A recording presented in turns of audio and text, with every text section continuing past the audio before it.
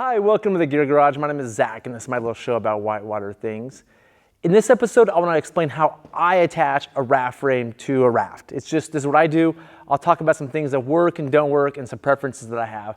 But before I do, it really helps to have a lot of D-rings in a raft. You'll notice this raft has D-rings all along it. When I design and buy rafts personally, I have a lot of D-rings. You need D-rings to tie frames on. And so a lot of the new rafts that are coming out don't have many D-rings. You can ask to have more put on. Or if you don't have enough, take it to a repair shop or just do it yourself, add some D-rings. It really helps. If you don't have enough D-rings, you can go from the frame down to the floor, depending on your floor. I've done that quite a bit, and it does a good job of actually getting your frame down. So with enough D-rings, all you're really doing here is cam strapping your frame to a D-ring. And I like to have it so that it's nice that they go down, but I like mine at like kind of a 45-degree angle out, but you're doing what you have based on the D-rings. You can see this boat was designed so the D-ring's at a 45-degree angle. Not many boats have D-rings like that, they're usually up. And pulling them at a weird angle isn't the best for the D-ring, so you don't want to stretch it out too far, if that makes sense. But anyway, I like to have some going down straight and some going out to give it rigidity back and forth. But all you're really doing is taking a cam strap and just strapping it on. And at its simplest, you're just literally strapping it on the simplest possible way. And this works. That's it. This works. It holds the frame on. Now, I like to do a few other things. First of all, I did it quickly so the strap is twisted. So I like to get the straps out of the system, the twist out of the system. And I like to add one wrap around the frame just to get some friction there so it kind of stays in place. I also like to have my buckle down by my D-ring, and I want to put my strap in a way so that it pulls towards the boat. That way, if I'm in the boat and I'm like, oh, that's loose, I can grab it and tighten it while I'm in the water without having to pull over.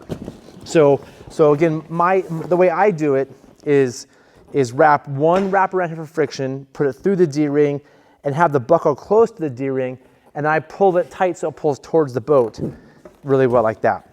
Any extra strap could be a potential entrapment that you could get trapped in, so its best practice is to make a little daisy chain out of this, and you need to learn how to daisy chain if you're going to have long straps, so that's kind of out of the system. So that's what I do, and I think this works really well. Now there's a lot of other ways people do this, and I think the most common one I see, and the one I want to talk about why I don't like, it works though, is to take the strap and girth hitch it to the D-ring. So you take a little loop, throw some strap through there, and it's girth hitched to the D-ring. And the beauty of this is the strap stays in place. It works really well.